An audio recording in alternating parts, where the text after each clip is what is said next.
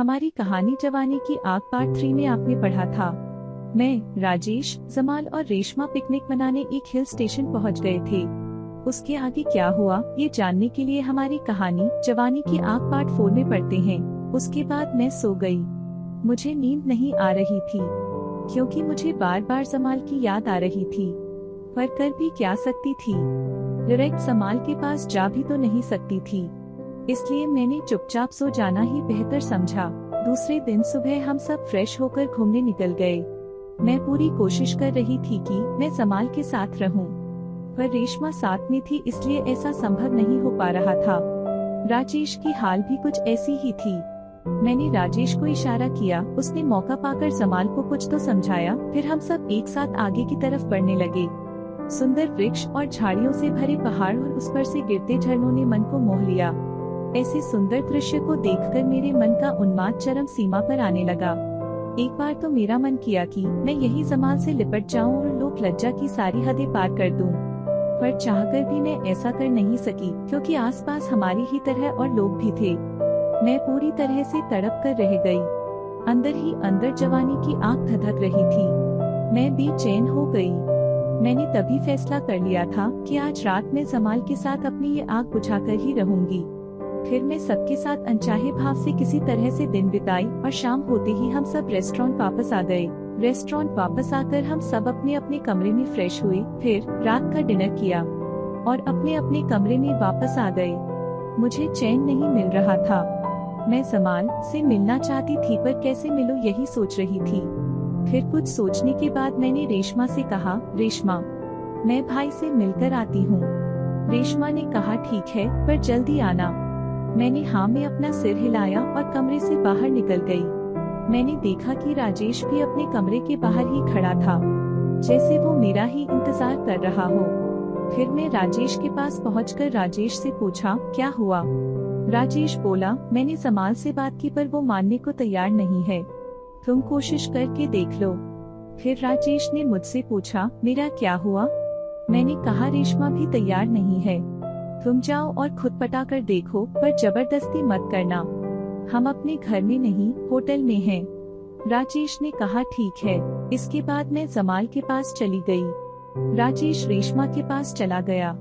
मैं जब जमाल के पास पहुंची तो जमाल मुझे देखकर हैरान होते हुए मुझसे पूछा, राजेश कहाँ है और तुम इस वक्त यहाँ क्यों आई हो?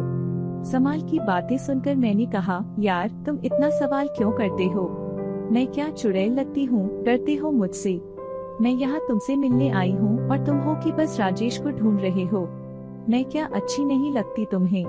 जमाल ने कहा, नहीं ऐसी कोई बात नहीं है, पर तुम्हें यहाँ अचानक देखकर मैं हैरान हो गया हूँ। मैंने कहा, हैरान होने जैसी कोई बात नहीं है, बस मैं तुम्हारे पास तुमसे ही मिलने आई हूँ।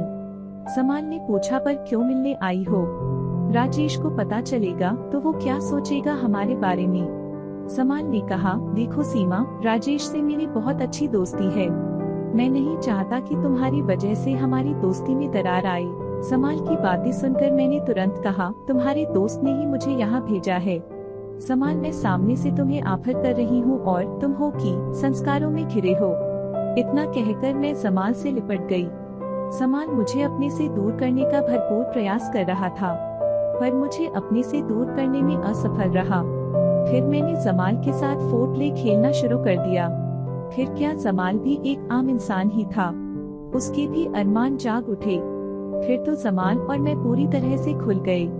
जमाल ने मेरे शरीर को पूरी तरह से रौंदना शुरू कर दिया। मैं जमाल के साथ जन्नत की सैर करने लगी। जमाल ने मुझे पूरी तरह से संतुष्ट कर दिया। फिर हम दोनों ने अपने अपने कपड़े पहने और मैं कमरे से बाहर निकल गई और अपने कमरे के पास आ गई। कमरे का दरवाजा अंदर से बंद था। मैं बालकनी में जाकर राजेश के बाहर आने का इंतजार करने लगी। थोड़ी देर बाद राजेश भी कमरे से बाहर निकला। मैंने देखा राजेश बिना मेरी तरफ देखे ही चुपचाप अपने कमरे में चला गया। मैं भी अपने कमरे में दाखिल हो गई। कमरे में आकर मैंने देखा कि रेशमा बेड पर पेंट के बल लेटी हुई थी। रेशमा के जिस्म के कपड़े अस्त व्यस्त थे। यही हाल कुछ बेड का भी था। ये नजारा देखते ही मैं समझ गई कि राजेश ने भी अपना काम कर लिया है। मैं रेशमा के पास पहुंची। मैंने रेशमा के पीठ पर जैसे ही अपना हाथ रखा, रेशमा चौंक कर उठ गई और मुझे सामने देखकर दोनों हाथों से अपना चेहरा छिपाकर रोने लगी। मैंने रेशमा के पास बैठकर अपना हाथ उसके कंधे पर रखते हुए उससे पूछा, क्या हुआ, क्यों रो रही हो? रेशमा कुछ बोलने के बजाय सिर्फ रो रही थी। मैंने बहुत पूछा पर रेशमा ने कुछ बताया नहीं। मैंने किसी तरह उसे शांत कराया और फिर हम दोनों सो गए। रेशमा को नींद नहीं आ रही थी, नींद तो मुझे भी नहीं आ रही थी। समाल के साथ बिताए हुए पल मुझे अभी भी याद आ रहे थे। मैं अंदर ही अंदर फिर से उन्माद की चरम सीमा पर पहुंच गई थी। ऐसे में मुझे कुछ भी पता नहीं चला, पर जैसे ही मुझे होश आया मैं एकदम से चौंक गई, क्योंकि रेशमा बगल में नहीं थी। रेशमा कमरे से बाहर जा चुकी थी। मैं तुरंत कमरे से बाहर आई पर रेशमा मुझे कहीं दिखी नहीं। मैंने अगल बगल भी देखा पर रेशमा का कहीं पता नहीं चला। मैंने तुरंत राजेश और समाल को आवाज दिया तो वो दोनों कमरे से बाहर आ गए। मैं घबराई हुई थी। राजेश ने मेरी हालत देखते हुए मुझसे पूछा, क्या हुआ? मैंने घबराहट में ही बोला, रेशमा पता नहीं कहाँ चली गई है।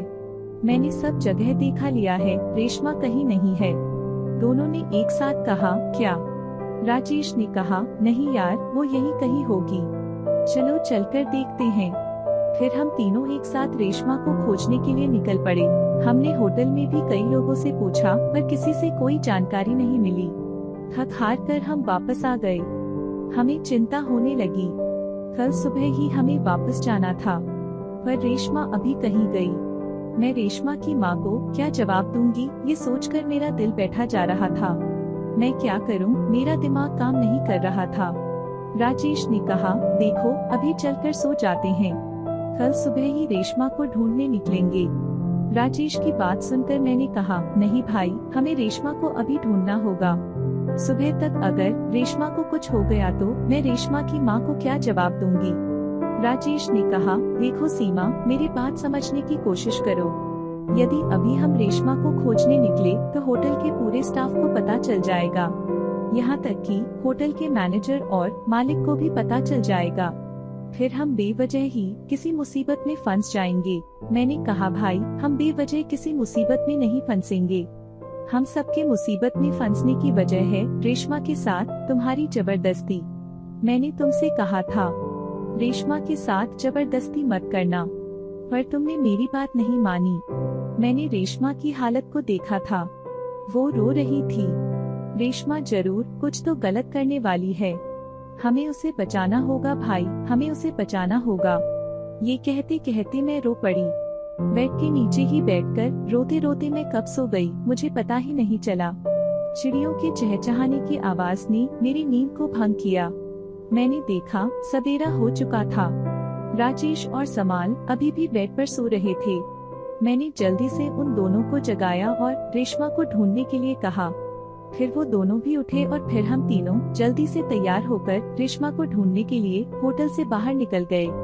हम तीनों ने काफी प्रयास किया पर रेशमा का कहीं कोई पता नहीं चला।